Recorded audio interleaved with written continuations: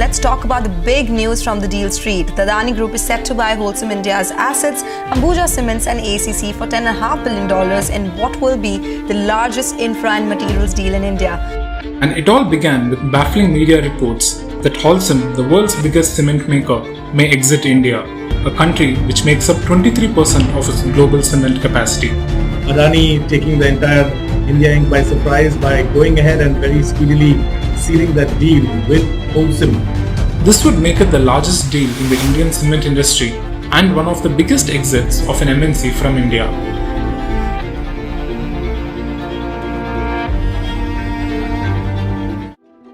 Hi everybody!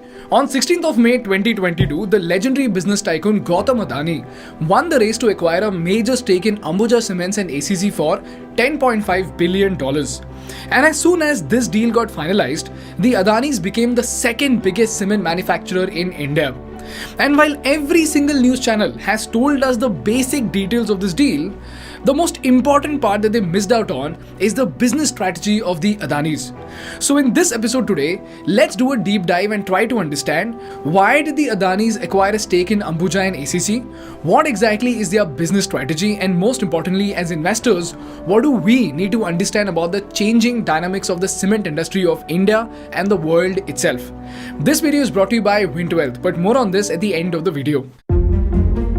The first and the most obvious reason for Adani's acquisition of Ambuja and ACC is something called backward integration. Now, if you're not an MBA student, it might be a little difficult for you to comprehend.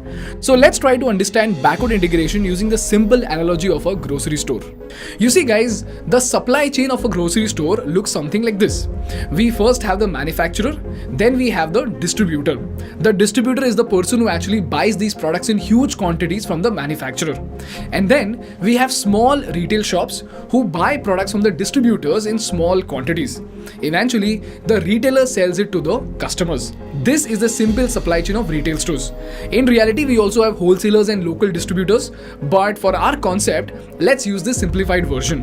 Now let's say we have a businessman called Mr. Kothari. Mr. Kothari is a Marwadi businessman who has 10 grocery stores in Pune, and one of the most profitable products he sells is a packet of ghee.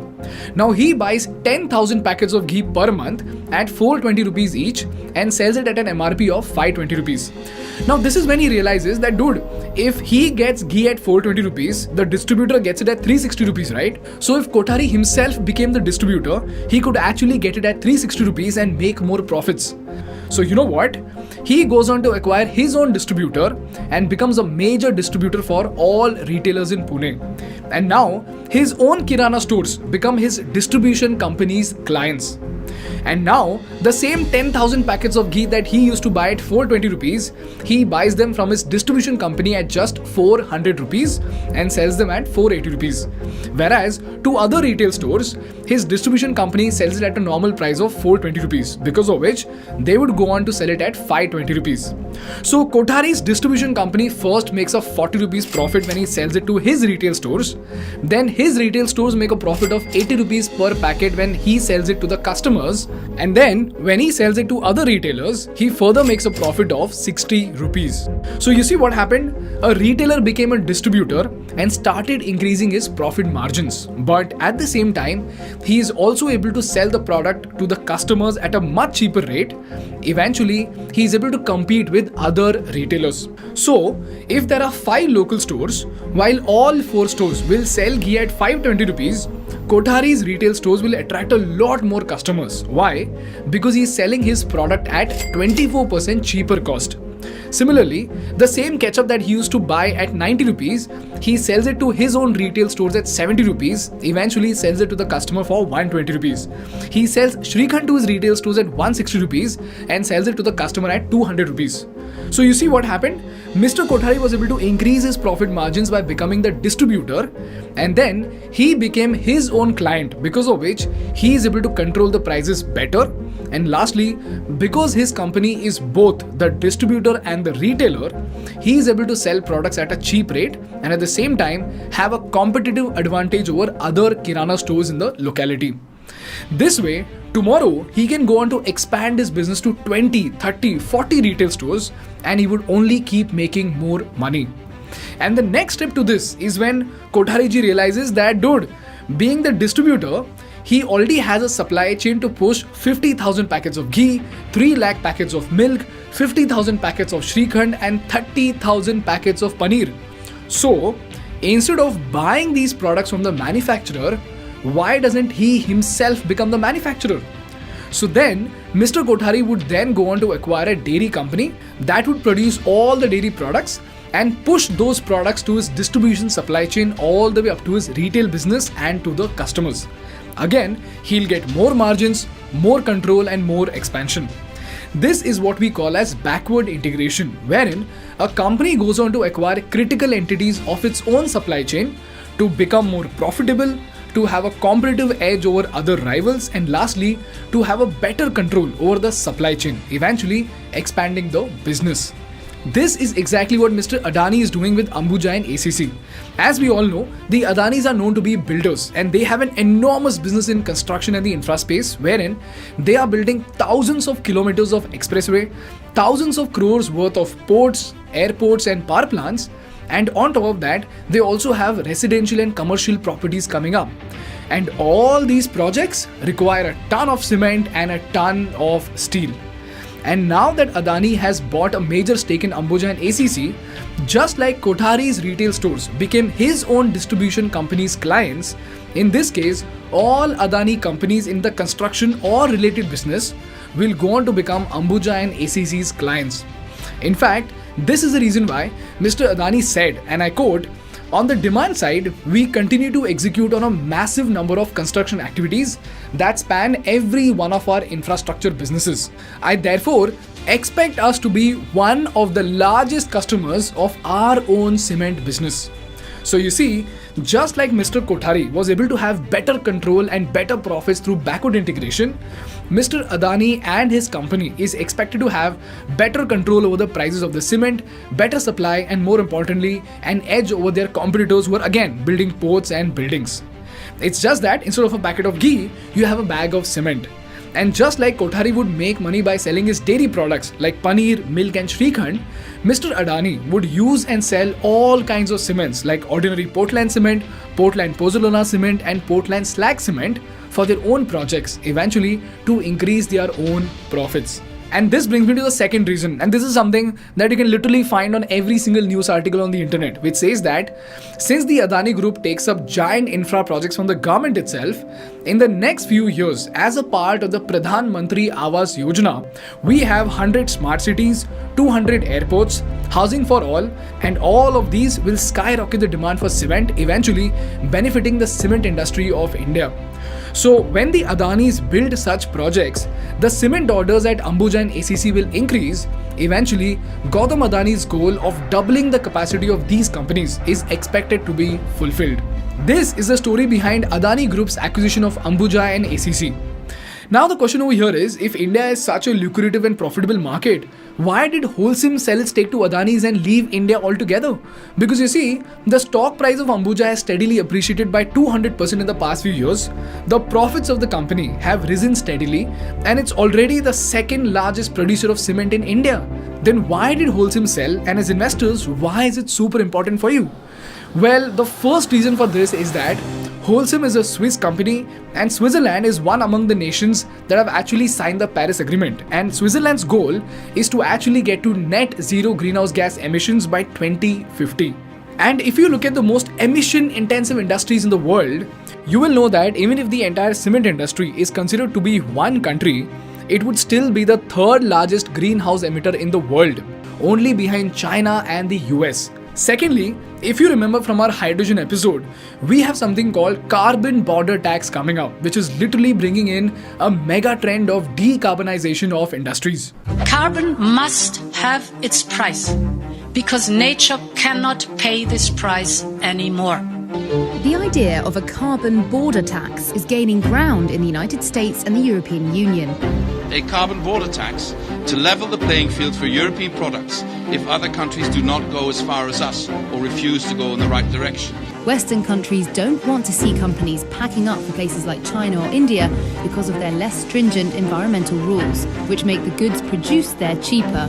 A huge emitter of CO2 that's often overlooked is cement. Every year, more than 4 billion tons of cement are produced.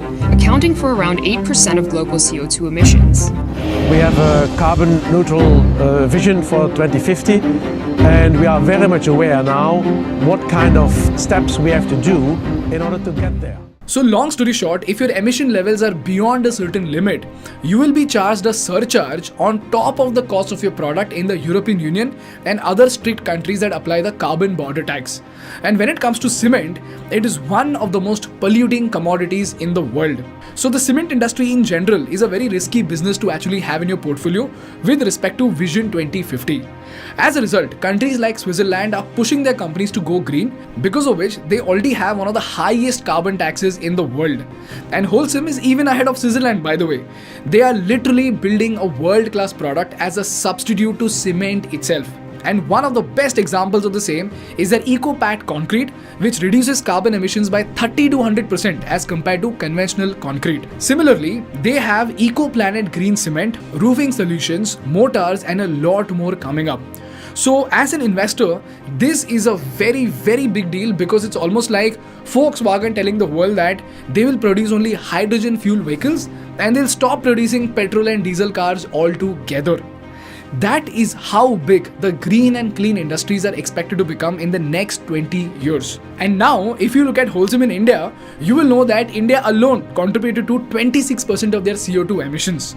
So, merely by selling their cement business in India, they will be reducing their carbon emissions portfolio by a large extent. In fact, this is the reason why you will see that they did not just quit the Indian market, but they also quit Brazil, Northern Ireland, Sri Lanka, Malaysia, and even Russia. So as investors, this tells us one thing. If the largest cement manufacturer in the world is so bullish that it's quitting the emerging markets to bet on green concrete and green products, it's a revolution in the making, and we need to pay attention to this. And this brings me to the most important part of the episode, and that are the study materials and the reference links that we need to study as investors before we invest into cement or infra stocks. But before we move on, I want to thank our partners Vint Wealth for supporting our content. For full disclosure, even Think School is an investor in Vint Wealth. People, Vint Wealth is a platform by which you can invest in bonds of NBFCs with strong backers and earn up to 9 to 11% returns. Now, most of you might be investing into the stock market as a long-term investor. But if you want to make steady returns for a short-term goal, that's where Vint assets can come in handy. The investment process is super simple. You can see the asset page over here that has detailed information about the asset. On the right hand side, you can see a table by which you can determine how many units of bond you want to buy, and the payment process is also super easy. You can pay via UPI, net banking, or even the Vint Wealth fund. And that's it, you are done. By investing in Vint Wealth, you can earn returns that are higher than FDs and at the same time not as volatile as stocks. And do remember, you must also check out all the risks explained on their website before deciding on your investment. Vint Wealth is backed by reputed investors like Zerodha's Rainmatter, Kunal Shah, the CEO of Cred, and many more. And you can check them out from the special link in the description. Moving on, the first thing that I'm attaching is a McKinsey report on the emergence of green cement and the trajectory of the cement industry of the world itself. Read this very, very carefully because it will give you a golden insight about the future of our infra space. The second thing that I'm attaching is a clear text link on what are the pros and cons of backward integration. So if you want to understand the basics of backward integration, that's a very good link to refer to. So the next time if a news comes out that somebody is doing backward integration, you will have a much better understanding of the same. And lastly, the one thing that absolutely blew my mind is that if you draw a comparison between Ultratech Cement, Ambuja and ACC, you will see that Ultratech has a capacity of 120 million tons per annum, whereas Ambuja Cement's installed capacity is just 31.45 million tons per annum, and ACC has a production capacity of 34.45 million tons per annum. So you see, even together, these companies have a total production capacity of only 65.9 million tons per annum, which is nearly half of that of Ultratech. So considering the fact that Adanis are known to be market leaders in any category they enter in, the Adani versus Ultratech battle is going to be super interesting to study as students of business. So keep an eye on that. That's all from my side for today, guys. Please have a look at your study materials. If you learned something valuable, please make sure to hit the like button in order to make YouTube Baba happy. And for more such insightful business and political case studies, please subscribe to our channel. Thank you so much for watching. I will see you in the next one. Bye bye.